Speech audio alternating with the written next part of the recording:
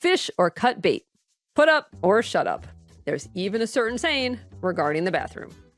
Whatever you call it, it's the endless conundrum of choice that comes from that pesky thing called free will. We've all been in situations where the choice is anything but clear. How do you know when to keep on keeping on? And when do you wave the white flag of surrender? So for instance, a job that fills your bank account, but drains your humanity one billable hour at a time, should you stay or go? A partner you adore, but with whom you fight daily, stay or go? For better or worse, what we truly want and what is best for us can be hard to tease out. So therefore, this week, we'll talk about 6 tips to help you make tough decisions. Tip number 1 is, would you expect others to do the same? Loyalty, a sense of duty to a larger cause, or plain old fear of ruffling feathers can all complicate matters when we're deciding whether to stay or go. So for example, imagine you land a meaningful job for a noble purpose, but soon you realize your boss is toxic and your coworkers are even worse. You don't want to stay, but quitting feels like abandoning the cause. Or in another example, maybe your once heavenly housemate pulls one too many maneuvers from hell. You want to move out, but you'd hate to burn bridges with this friend. Okay, so try this. Regardless of whether you're inclined to stay or go, when making your decision, ask yourself, would I expect anyone else to do the same? While there's always room for empathy and tolerance, don't ask of yourself what you wouldn't ask of anyone else. If you set a double standard, you're setting yourself up for martyrdom at worst, resentment at best. Tip number 2, make room for some emotion. While making a major decision in the heat of the moment goes about as well as getting a tattoo when drunk, some emotion is necessary for good decision-making. In the 80s and early 90s, teams of researchers found that individuals with damage to the parts of the frontal lobe that feel emotion and produce an emotional drive can't learn from their mistakes or make sound decisions. In other words, your gut is actually in your frontal lobe. The take-home? Wait until you're not in the throes of feeling angry, depressed, or freaked out to make a big decision. Luckily, most acute emotions dissipate over time. But also let yourself go with what you feel, rather than just with what you think. Because it turns out, a little emotion is necessary to make your own best decision. Now, on to the logic.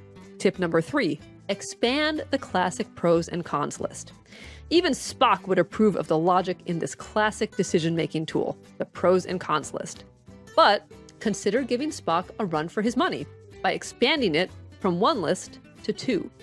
Pros and cons of staying and pros and cons of going. You might think that these would just be opposites of each other, but you'd be surprised. Listing the positives and negatives of both sides help you dig a little deeper and make a better gut decision with that frontal lobe of yours. Tip number 4, notice how much you're justifying the decision. So a pregnant client of mine was deciding whether to go with a renowned pediatrician who practiced at an underfunded clinic in the inner city or a run-of-the-mill pediatrician who practiced in a fancy suburb. She said she really wanted to go with the inner city doc, but she was worried about finding street parking. She thought it might be tough to get to in the winter. She thought the waiting room was too crowded. It was clear she wanted to go with a suburban doctor, but felt guilty about going the less noble and more convenient route. But you could tell she had made her choice. The point? If you find yourself rationalizing, justifying, and plain old convincing yourself, just do what you really want. Better to shamelessly walk a straight line than twist yourself in a pretzel of guilty explanation. Tip number 5, stand up for yourself before resigning yourself. Assertiveness falls somewhere on the spectrum between passive and aggressive. And it falls somewhere between the two in terms of respect as well. Being passive disrespects you. Being aggressive disrespects your partner. Assertiveness, on the other hand, respects both of you.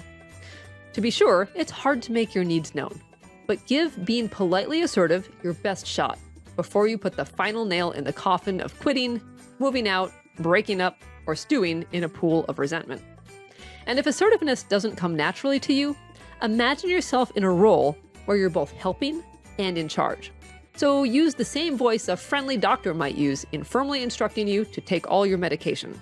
Or the same voice a concerned teacher would use if you failed your last test and she told you to go to tutoring.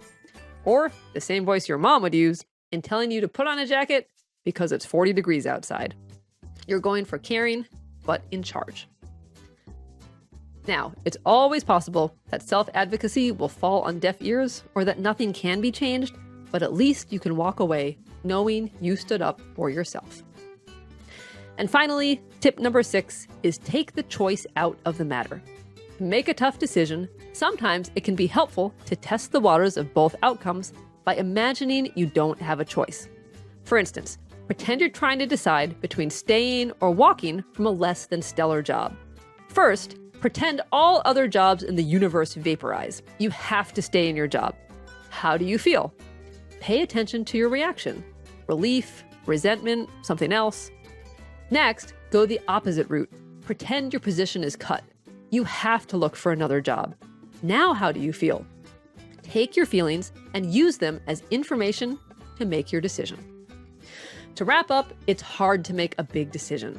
We can't tell the future, we operate with limited information, and emotion both facilitates and clouds our judgment. Sometimes it seems like if you go, there will be trouble, and if you stay, it will be double. Hey, someone should write a song about that. But ask yourself, if you'd expect the same of others, notice your justifications, assertively stand up for your needs before you decide, make your pros and cons lists, and then go with your gut. And you'll come to your own best decision every time. Thanks for listening, and I'll see you next week for a happier, healthier mind.